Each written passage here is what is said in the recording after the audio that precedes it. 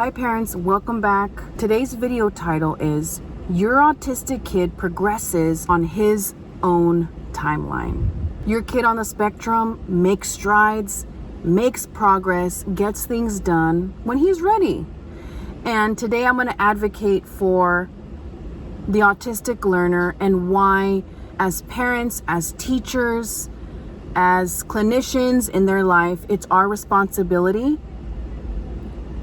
to be mindful that they learn at a different rate and encourage one another to celebrate them on those small wins. So that's what I'm here to share with you today. Parents, thank you so much for joining me. Before I continue, just want to introduce myself.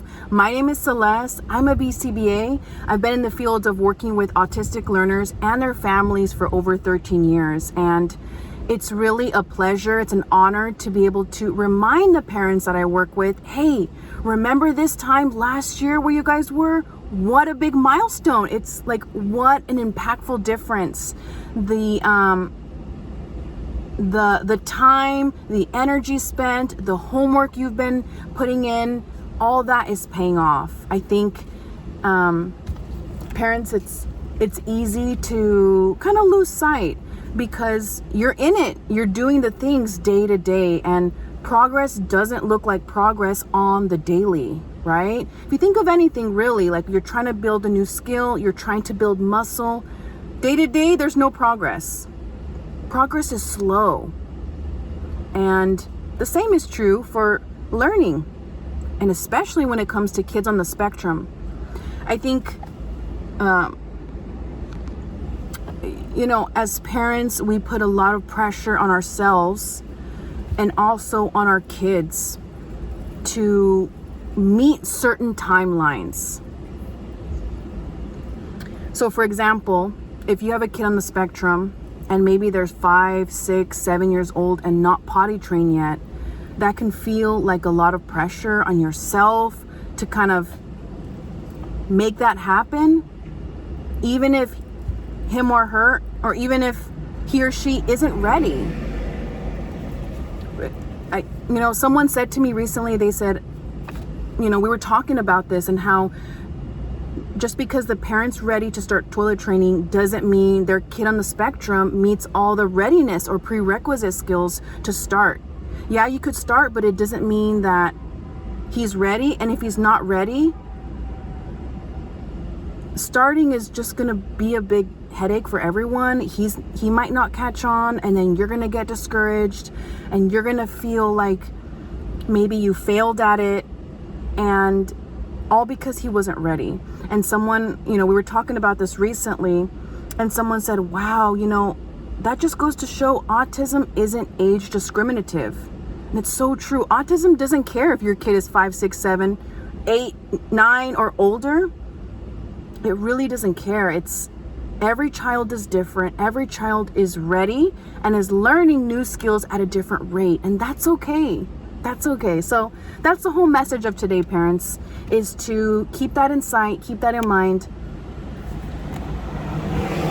I think we put a lot of expectations on our kids because there's these timelines in our head, right? When our kid should be potty trained, when they should be sleeping independently, or when they should be talking. And yes, there are developmental milestones that we want to support our kids in meeting, but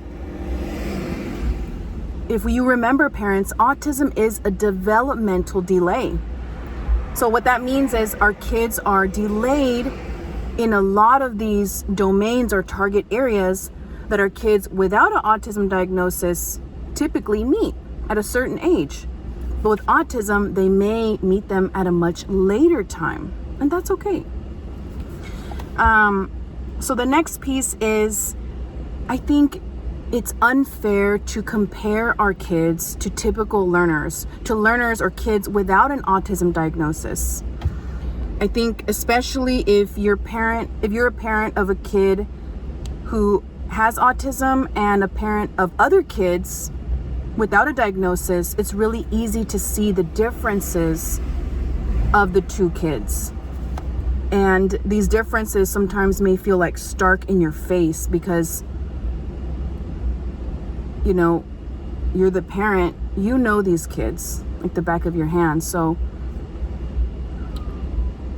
it might be the case where it hurts your parent heart when you see the delays in your child who has a diagnosis. I'm here to advocate today that it's unfair to compare the two. Your kid has an autism diagnosis. That means they're going to be ready on their own time. I was talking with a parent a few years ago, and the parent was sharing all these heartaches that their kid isn't meeting these milestones like their typical developing peers. And I said, well, you know what? Your kid isn't like other kids. He does have a diagnosis. And she said, yeah, you know, you're right. So that's what I mean when I think it's kind of unfair to compare our kids, because yeah, they're not like other kids, and that's okay. I also wrote down progress over perfect. In the field of ABA, there's something called shaping, which is when we're teaching a new skill, we're reinforcing or rewarding successful approximations of the new target skill we're trying to reach. So let's say toilet training is the end goal, right? But let's say right now your kid screams and hits and pushes and has a huge meltdown when he's sitting on the toilet, okay? Even though the end goal is potty training, we're down here. I really encourage parents to celebrate small wins. That means him just walking to the restroom and not screaming and crying, that's a reason to celebrate. Him just touching the toilet with one finger, whereas before he couldn't do that for weeks, that's something to celebrate, right? Him sitting on the toilet for 2 seconds, whereas before he would scream bloody murder when you even walked him to the restroom. That is something huge to celebrate. So parents, what I'm saying is, your journey, your kid's journey, your kid on the spectrum, their journey toward learning new skills is going to look totally different from another kid. It's 100 degrees in my car. I have to turn the air off, otherwise you won't be able to hear me. So I apologize for like all the changes here in the visual here. So, and that's why I'm sweating. Okay.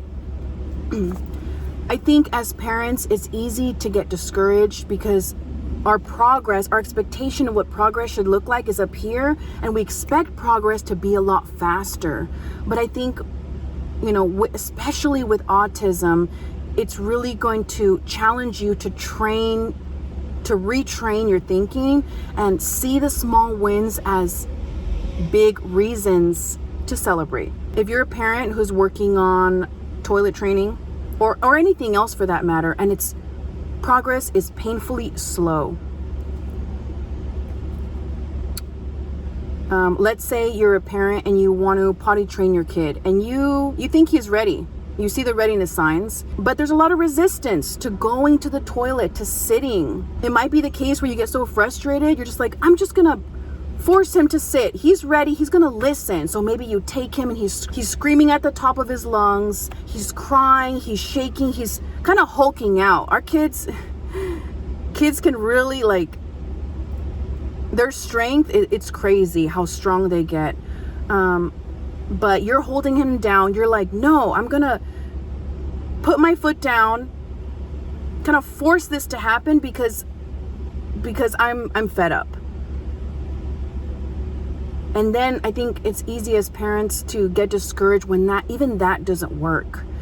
Parents, I'm here to advocate for small, incremental progress. Like I said, I'm in the field of ABA. Behavior change is incrementally slow. Progress is like grass growing. That is how slow it is. And when we can finally kind of surrender to our self-imposed timelines of how fast everything is going out here, the noise, and kind of take a breath, sit back, surrender that, successful long-term behavior change is always slow. Every kid learns different. Every kid has a different rate of skill acquisition. That means they learn at different rates. And when we sit back and support them and challenge them, but without our self-imposed expectations, I think that's when we see positive behavior change. We see learning start to be fun. And when we're gentler to ourselves and our kids, I think that's just the best case scenario. And that's all I had to share with you today, parents. Celebrate the small wins. And if no one's told you today, you are doing an incredible job. I'm so proud of you. I think as parents, we're good at cheering our kids on, but no one is always cheering us on. So parents, I just want to say you're doing an incredible job today. Keep showing up. Parents, keep putting in the work. My name is Celeste. You got this. I know you can do. I believe in you.